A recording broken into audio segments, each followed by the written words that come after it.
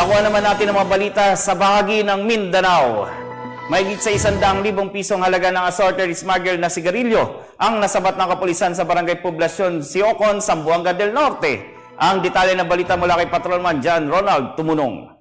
Nasabat ang tinatayang 105,000 pesos na halaga ng assorted smuggle na sigarilyo ng Zamboanga PNP. Kinilala ni Police Colonel Glenn M. Dulawan, Provincial Director Zamboanga del Norte, ang naarestong suspect na si Junior Moreno Patiluna, 30 taong gulang, walang asawa at isang tricycle driver at residente ng barangay Bukana, Siocon, Zamboanga del Norte.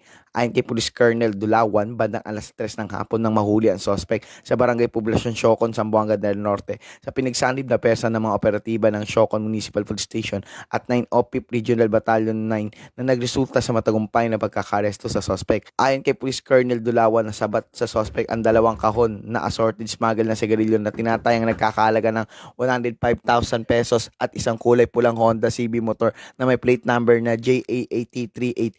Mahaharap ang suspect sa kasong paglabag sa Section 1401 o Unlawful Importation or Exportation ng Public Act 10860 na kilala rin bilang Custom Modernization and Tariff Act. Ang pambansang pulisya ay nagpapaalala sa mga mamayan na huwag gumawa ng anumang illegal na gawain o aktibidad upang hindi humantong sa pagkakakulong. Dito sa Zamboanga Peninsula, ako po ang inyong PNN correspondent, Patrolman John Ronald Tumonong, alagad ng batas, tagataguyod ng balitang pulis. Maraming salamat, Patrolman Tumunong.